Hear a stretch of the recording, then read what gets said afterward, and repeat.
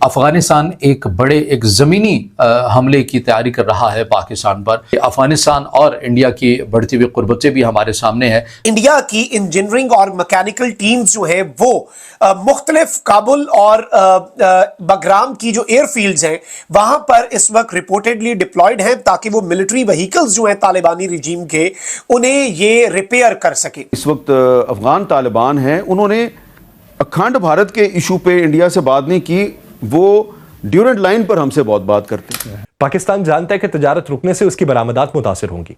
पाकिस्तानी मसनूआत की एक बड़ी मंडी कमजोर हो जाएगी। सैकड़ों ट्रक रोजाना नहीं जाएंगे, हजारों पाकिस्तानी कारोबार दबाव में आ जाएंगे। अमेरिकन प्रेसिडेंट को मैं हमेशा कहता हूं कि वो बुनियादी तौर पर स्टेट्समैन कम है और एक बिजनेसमैन ज्यादा है। बिजनेसमैन करता है कि अगर मैं आपको ये दूंगा तो आप मुझे क्या देंगे इन रिटर्न, यानी मेरे लिए टेक होम या रिटर्न ऑन इन्वेस्टमेंट क्या है। कि इंडिया अफगानिस्तान के अंदर अपने स्ट्रेटेजिक ऑब्जेक्टिव्स जो इंडिया का पाकिस्तान को काउंटर करने के लिए अफगान सरजमीन को इस्तेमाल करने का डॉक्ट्रिन है, उस पर अमल करते हुए भारत 21 दहशतगर्द ग्रुप्स जो है उनकी सरपरस्ती कर रहा है। मकसद कुछ और है दोनों का, भारत का भी और तालिबान का भी, और पाकिस्तान का वजूद दोनों को ही खटकता है। भारत का तो ये है कि जो हमारा खंड भारत है, ये सारा का सारा मुल्क ही हमारा होना चाहिए। ये वो पैगाम है जो पूरी दुनिया को दिखाना चाहता है कि अफगानिस्तान पाकिस्तान पे इन्हिसार कम करेगा और नई दिल्ली और वस्ती एशिया के साथ अपने मुस्तकबिल को जोड़ने की कोशिश करेगा। नमस्कार दोस्तों, अब पाकिस्तानी मीडिया काफी ज्यादा परेशान है कि अफगानिस्तान और भारत के रिलेशंस मजबूत होते जा रहे हैं। जिस तरह से अफगानिस्तान के ट्रेड मिनिस्टर भारत आए हुए हैं और वे भारत के साथ काफी सारे डील्स भी साइन कर रहे हैं। इसके साथ साथ अब अफगानिस्तान भारत का अखंड भारत आइडियोलॉजी को भी सपोर्ट करना शुरू कर चुका हुआ है और अफगानिस्तान के लोग कह रहे हैं कि बीच में पाकिस्तान जैसे देश को पूरी तरह से मिटा देना चाहिए। तो अब भारत अफगानिस्तान के साथ अच्छे से ट्रेड कर सकता है और बीच में ये जो नापाक हरकतें करने वाला देश है पाकिस्तान, उसकी भी परेशानी दोनों देश से हट जाएगी। और अब भारत अफगानिस्तान के डिफेंस करने के लिए एक दूसरे के साथ काम कर रहे हैं, जहां पर भारत के स्पेशल कमांडोज अफगानिस्तान के लोगों को ट्रेनिंग भी प्रोवाइड कर रहे हैं किस तरह से अफगानिस्तान अपने सोवियत एरा के टैंक्स को यूज करके पाकिस्तानी आर्मी पर हमला कर सकती है। इन्हीं सब चीजों को देख करके पाकिस्तानी मीडिया परेशान है। हमारे जो इस वक्त अफगान तालिबान हैं, उन्होंने अखंड भारत के इशू पे इंडिया से बात नहीं की, वो ड्यूरेंट लाइन पर हमसे बहुत बात करते हैं। जी शुक्रिया अमीर साहब। ये एक बात मैं ज़िमनन ज़रा कहना भी चाहता हूँ कि अखंड भारत या ग्रेटर इंडिया का सिर्फ बीजेपी का एजेंडा नहीं है, कांग्रेस का भी है। हाँ, मैंने इसमें बहुत सारी स्टेटमेंट्स नेहरू साहब की, पटेल की, उस वक्त के जो कांग्रेस के प्रेसिडेंट थे कृपलानी साहब, उनकी भी, जिन्होंने बार बार ये कहा था कि हम ये यूनाइटेड इंडिया करके रखेंगे, ये हमारा, हमने इसको थोड़ा पुश फॉरवर्ड किया है, ये ख़त्म नहीं किया। फ़र्क दोनों में ये था कि ये कहते हैं कि यहाँ पे जितने बसने वाले लोग हैं वो हिंदू होने चाहिए मज़हबन, और ये कांग्रेस वाले कहते थे कि हिंदू मज़हब कोई नहीं है, बल्कि यहाँ रहने वाले सारे के सारे लोग जो हैं वो हिंदू हैं। तो ये इसलिए ये मत समझिए कि कोई भारत में कोई ऐसा है पार्टी की जो ये नहीं चाहती। ये चाहती है तो पाकिस्तान को, बांग्लादेश को, इवन अफ़गानिस्तान को भी इस बात का एहसास रहना चाहिए कि वो आपके वजूद को तस्लीम नहीं करते। अब आपका सवाल आ गया कि आपने कहा कि अफ़गानिस्तान के जो तालिबान हैं, देखिए तालिबान तो इस वक्त बदअहदी की ऐसी मिसाल कायम कर रहे हैं जो उसका भारत को भी पता चलना चाहिए, भारत को पता होगा, क्योंकि उन्होंने, अगर आपको याद हो तो एक किताब थी क्या, माई एनिमीज़ एनिमी, जी ठीक है जी, अविनाश पलिवाल की जी, उसके फलसफे की रूह से ये उनके साथ जुड़े हैं और भारत भी इसी वजह से। और इस किताब में अविनाश पलिवाल ने ये भी एतराफ़ किया है कि इंडिया जो है वो टीटीपी को और बीएलए को पैसे देता है। बिल्कुल, इंटेलिजेंस दोनों मुल्कों की इंटेलिजेंस आपस में तावन करती रही है।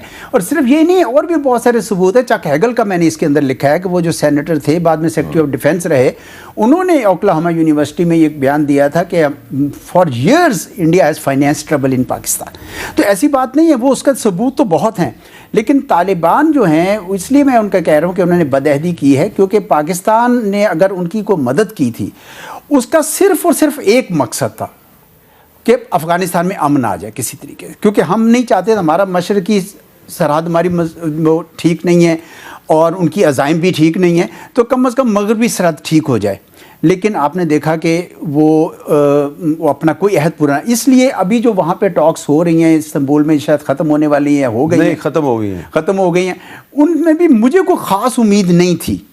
इसलिए नहीं थी क्योंकि उनका जो मकसद कुछ और है, दोनों का, भारत का भी और तालिबान का भी, और पाकिस्तान का वजूद दोनों को ही खटकता है। भारत का तो ये है कि जो हमारा खंड भारत है, ये सारा का सारा मुल्क ही हमारा होना चाहिए, और तालिबान का ये है कि दरियाए सिंध तक जितना इलाका ये हमारा होना चाहिए। गोया पाकिस्तान के लिए इन दोनों ममालिक के साथ एक मैक्सिमम जो हम ले सकते हैं ना, वो पीसफुल को एग्जिस्टेंस है, पुरअमन बकाए बाहमी। इंडिया की इंजीनियरिंग और मैकेनिकल टीम्स जो है वो मुख्तलिफ काबुल और बगराम की जो एयरफील्ड्स हैं वहां पर इस वक्त रिपोर्टेडली डिप्लॉयड हैं, ताकि वो मिलिट्री व्हीकल्स जो हैं तालिबानी रिजीम के, उन्हें ये रिपेयर कर सके। ये जो असला अमेरिका और नेटो छोड़कर गया था, तालिबान को तो पता ही नहीं है ना कि उसे इस्तेमाल कैसे करना है। तो बेसिकली ये हमने पहले भी खबर दी थी, और अब इसे अफगानिस्तान के अपने लोग और वहां के जो जर्नलिस्ट हैं वो एक्सपोज कर रहे हैं कि इंडिया की टीम्स इस वक्त अफगानिस्तान के अंदर मौजूद हैं, काबुल में, बगराम में और मुख्तलिफ एयर बेसेस में। वहां पर वो इनकी मशीनरी को रिपेयर कर रहे हैं। और इंडिया जो कि दुनिया की सबसे बड़ी जमहूरियत होने का दावा करता है, उसके हवाले से एक और तशवीशनाक खबर यह आ रही है कि इंडिया अफगानिस्तान के अंदर अपने स्ट्रेटेजिक ऑब्जेक्टिव्स, जो इंडिया के मजमूम मकासद हैं, जो इंडिया का पाकिस्तान को काउंटर करने के लिए अफगान सरजमीन को इस्तेमाल करने का डॉक्ट्रिन है, उस पर अमल करते हुए भारत 21 दहशतगर्द ग्रुप्स जो हैं उनकी सरपरस्ती कर रहा है। And India is now working to equip 21 terrorist groups based in Afghanistan in collusion with the Taliban regime for its strategic interests. Bharat 21 मुख्तलिफ दहशतगर्द गिरोहों की इस वक्त सरपरस्ती कर रहा है, उन्हें इक्विप कर रहा है और तालिबानी रिजीम के साथ हैंड्स इन हैंड कर रहा है कि इस वक्त तालिबानी रिजीम जो है उसके साथ मिलकर यह साजिश रची जा रही है। और तालिबानी रिजीम के लोग जो हैं, आप देख लें कि पाकिस्तान के खिलाफ खुदकुश हमलों की धमकियां दे रहे हैं।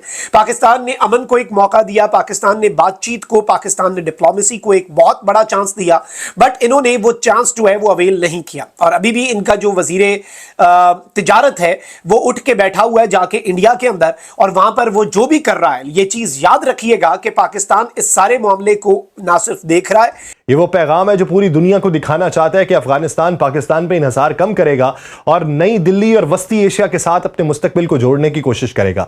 लेकिन हकीकत यह है कि यह फैसला कमजोर सिफारत की बजाय कम ज़र्फ सियासत की पैदावार है।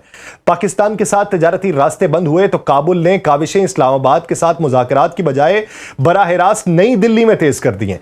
हालांकि पाकिस्तान का बंद होना अफगानिस्तान के लिए मुआशी नुकसान जो है वो ज्यादा और पाकिस्तान का भी नुकसान कम है। ये वो सच है जिसे काबुल का हर ताजिर जानता है।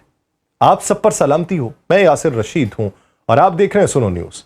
नाज़रीन अजीजी, जिन्होंने नई दिल्ली जाते हुए साफ कहा कि बातचीत का मरकज चाबहार होगा, यानी ईरान की बंदरगाह के जरिए अफगानिस्तान का सामान भारत पहुंचेगा। उनका यह कहना है कि पाकिस्तान और भारत दोनों अफगान मसनूआत की बड़ी मंडी है, लेकिन पाकिस्तान का रास्ता बंद होने से अब भारत की तरफ बढ़ना जरूरी है। यह कहते हुए वो भूल गए कि पाकिस्तान की मंडी सिर्फ मुनाफा नहीं देती, वो रफ्तार कम, खर्च कम और महफूज रसाई भी देती है। पाकिस्तानी रास्ता अफगान फलों का सबसे सस्ता, तेज तरीन और रवायती रास्ता है।